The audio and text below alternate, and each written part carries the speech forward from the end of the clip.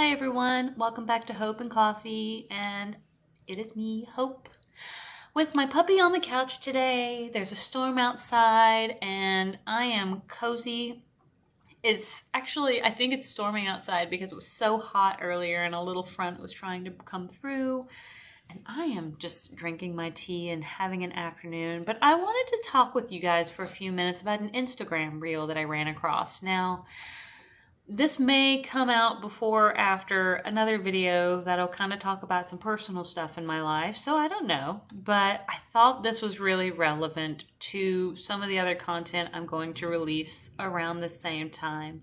But the reel was kind of one of what they call, I think it's called a stitch. It's when part of the video is one person talking and then it stitches over into another person talking, kind of reacting to the other person.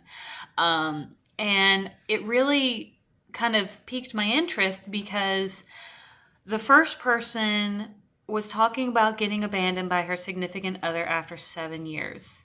And the rest of the stitch, if you don't know what that is, and I kind of explained to you, was when someone comes in and reacts to and creates the second portion of the video by reacting to the first part.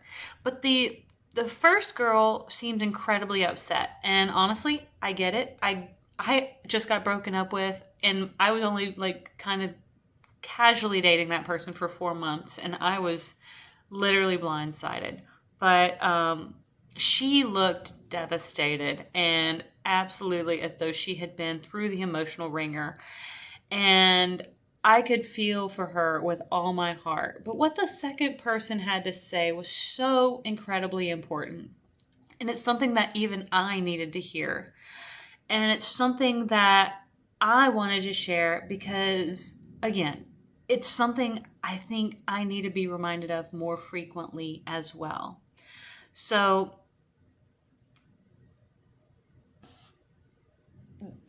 I'm going to try my best. So, the lady in the first video, if I remember her name correctly, I want to try to get it right because I want you guys to be able to find her. I'm going to try to link her down below. Please go find her Instagram because she seemed so incredibly knowledgeable. I'm not sure if she's an expert, but she just sounded so incredibly smart.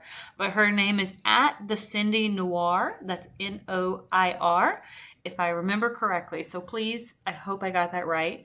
But pretty much what she was saying is the commitment you're wanting to feel from someone else is not defined by how much you sacrifice in pursuit of what you want to receive. We have learned the best way a woman can both receive and give love is through self-sacrifice, but it's not a healthy down payment in any commitment or love. Your value is who you are, not what you can do for them. So be with someone who loves how you crinkle your nose when you laugh, not because you stopped fulfilling their idea of what they wanted in a life plan or a goal. And I really, really like that. And I really, really needed that, not only today, but the day that I wrote it, which was not, it was actually a few days before I got broken up with. So it was something that I kind of needed to be reminded of again. And I feel like we need to hear it more often. That I believe she was spot on with this. I started following her almost instantly because I feel like if these words are going to come out of her, she must have amazing nuggets of wisdom to share. And I just know she's going to have even more. So this is so important to not just females, but to males in general. And I think anybody can take this to heart that none of us should feel like we have to sacrifice ourselves in order to fit into a mold that we're supposed to fit in for someone else. We're not supposed to sacrifice our own happiness in order to feel as though we're meeting someone else's standards and like giving into those sorts of things, I guess you could say. I've tried to be my authentic self as much as possible. And yeah, there are going to be different versions of yourself with your different friends groups.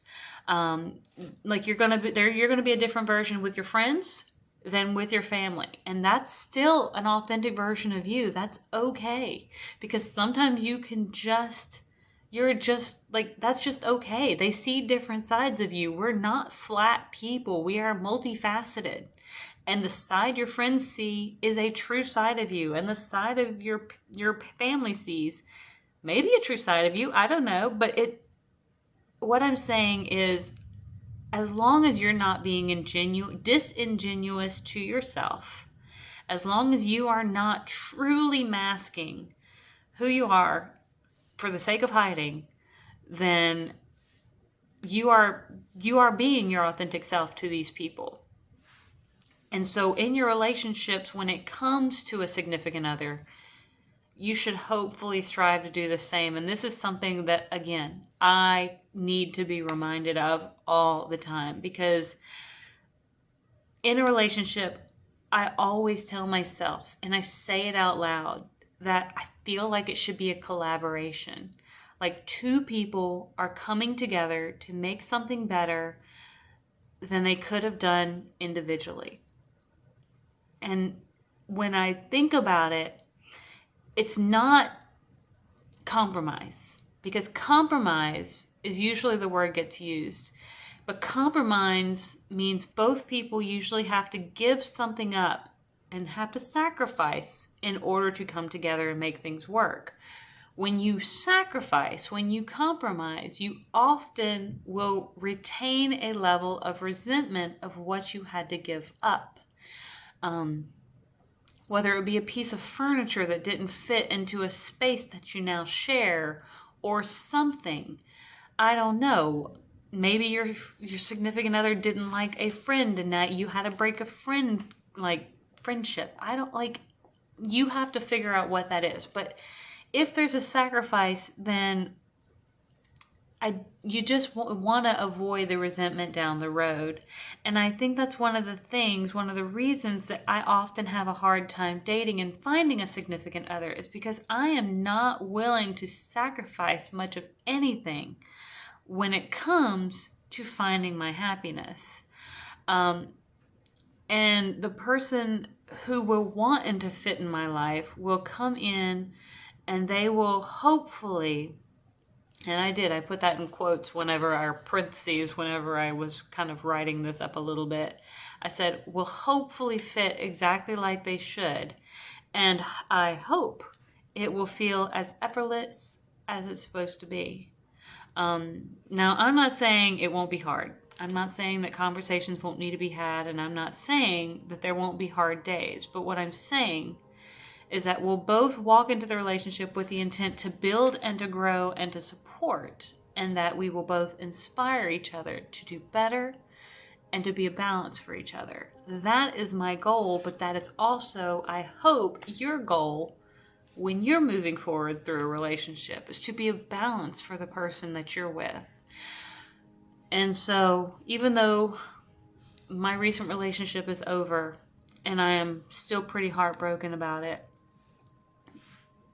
should someone come along in the future that wants to be a balance for me, I hope they are. I mean, I'm not closed off to it, but, this is Hope and Coffee, right? But until next time, I'll see you all on the next page.